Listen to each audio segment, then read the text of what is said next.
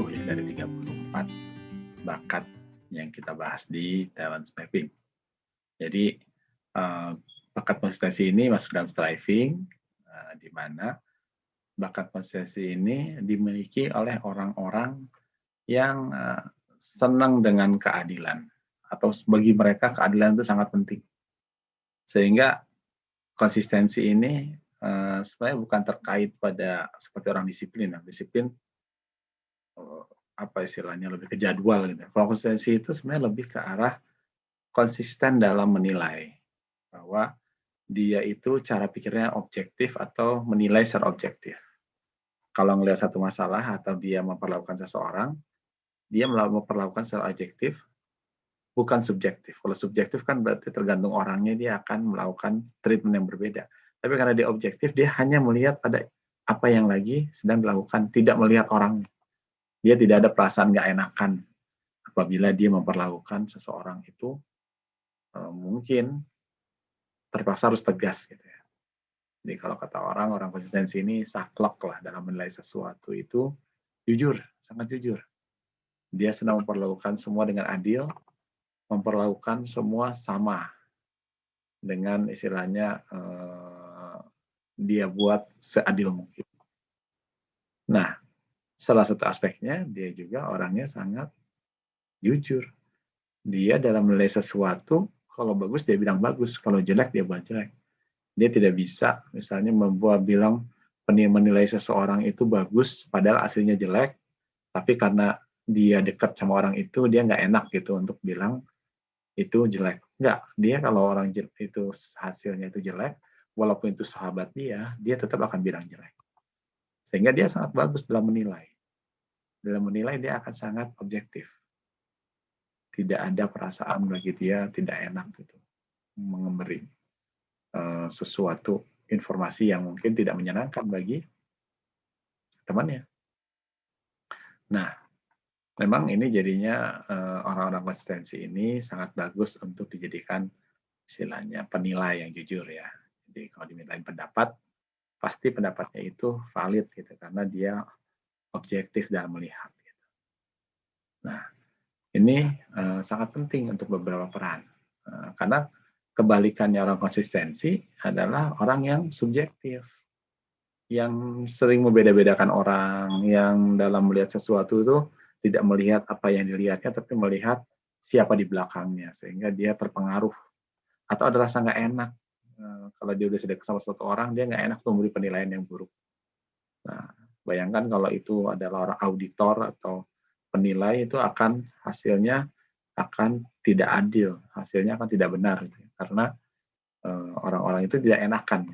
Nah, sementara kalau orang-orang konsistensi, dia sangat mudah untuk tegas terhadap sesuatu untuk kebenaran atau sesuatu yang untuk keadilan, dan dia terus terang, gitu ya, jujur. Ya memang ini terlepas dari masalah akhlak ya, karena sesungguhnya semua orang harus jujur, harus adil, gitu ya. Tapi ini lebih ke arah kadang kalau orang konsistensinya rendah agak nggak enakan untuk bisa jujur pada orang yang mungkin dia dekat gitu ya. Nah sementara kalau konsistensi nggak, dia lebih mudah. Nah sehingga untuk peran-peran tertentu mereka tidak masalah. Misalnya jadi hakim gitu. Jadi hakim itu kan harus jujur dan adil, tidak melihat apa istilahnya siapanya, apalagi dia tidak terpengaruh dengan misalnya ada kalau misalnya tahu-tahu diberikan sesuatu, dikasih fasilitas dan lain-lain. Enggak, kalau orang bekerja konsistensi lebih mudah. Gitu. Ini terlepas dari masalah akhlak ya, karena kalau masalah akhlak, masalah ternyata ada yang orang terpengaruh dengan uang dan lain-lain, itu mungkin bakatnya aja bisa berubah gara-gara istilahnya bukan bakatnya berubah, tapi orang itu bisa melawan bakatnya gitu ya, karena dia ingin uang gitu ya. Nah, tapi enggak, pada dasarnya orang konsistensi itu sebenarnya senang keadilan, secara hati nurani. Nah, orang konsistensi itu selalu mencari keseimbangan. Nah, jadi makanya dia sedang memperlakukan semua sama. Memang pada saat itu juga orang konsistensi itu cenderung taat aturan. Karena bagaimana aturan itu kan akan berlaku untuk semua. Sementara dia ingin berusaha adil. Jadi bedanya orang konsistensi sama disiplin, orang konsistensi sama disiplin sama-sama senang dengan aturan. Kalau orang disiplin senang aturan karena mereka ingin sesuatu yang teratur, orang konsistensi senang dengan aturan karena dia ingin adil dengan semua. Kalau dia ikut aturan, bagaimanapun itu akan adil untuk semua, karena semua akan ikut aturan yang sama. Gitu. Makanya orang konsistensi juga bisa dibilang agak mirip dengan disiplin, bahwa mereka itu sama-sama ingin ikut aturan, tapi beda ya drivernya. Terus bagi orang konsistensi, tidak berat sebelah itu penting sekali ya, sehingga mereka itu tidak hanya melihat kepentingan satu orang saja, tapi dia melihat yang lain juga. Apa peran-peran yang cocok untuk mereka? Ya tentu saja tadi saya sudah sampaikan, hakim ya, karena hakim kan harus mengambil keputusan benar-benar objektif. Kemudian quantity surveyor atau inspektor, di mana dalam menilai sesuatu, menghitung sesuatu harus jujur dan harus benar-benar sesuai dengan aktual. Dan juga auditor ya, dalam menilai sesuatu sesuai dengan apa yang dinilai, surveyor. Kemudian ada pekerjaan-pekerjaan yang membutuhkan taat pada aturan. Nah, ini akan cocok untuk mereka. Terus quality control, ya itu juga.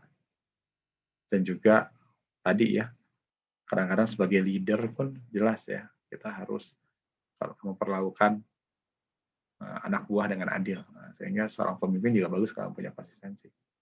Ya, akan jelas bagi bawahannya gitu ya. Sesuatu itu adalah sesuai dengan aturan. Karena kalau kerja di perusahaan kan sebagai karyawan banyak aturan-aturan, nah itu akan apa istilahnya, bagus sebagai orang konsistensi. Sebenarnya kalau disiplin juga sebenarnya disukai untuk perusahaan-perusahaan yang punya aturan yang ketat ya, karena mereka cenderung senang dengan keteraturan itu. Bedanya kan kalau bukan perusahaan atau perusahaan-perusahaan yang berhubungan dengan ini tidak ada aturan.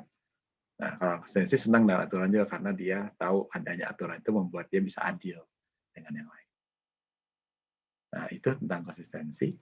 Jadi kita memang tentu saja sebagai manusia, sebagai orang yang mengikuti perintah Allah, kita harus jujur dan adil. Dan kalau konsistensi Anda tinggi, ya alhamdulillah Anda tinggal menjalankan itu sebaik-baiknya. Dan juga mungkin berperan di bidang-bidang yang membutuhkan itu. Nah, sementara kalau konsistensi Anda rendah, nah ini Anda harus berlatih bagaimana Anda bisa melawan apa istilahnya, sifat subjektif itu, untuk bisa adil ke hal-hal yang memang dituntut keadilan. Nah, tapi kalau untuk hal-hal yang memang itu istilahnya sifatnya hanya sesuatu yang tidak penting, mungkin tidak masalah Anda dengan bakat Anda yang konsistensinya rendah. Tapi kalau misalnya itu menentukan keputusan, atau Anda sebagai leader, atau Anda memperlakukan orang lain, harus seadil mungkin, sejujur mungkin. Dan itu bisa dengan aktivitas yang ada, kita bisa latih diri kita. Sekian dari saya. Terima kasih. Assalamualaikum warahmatullahi wabarakatuh.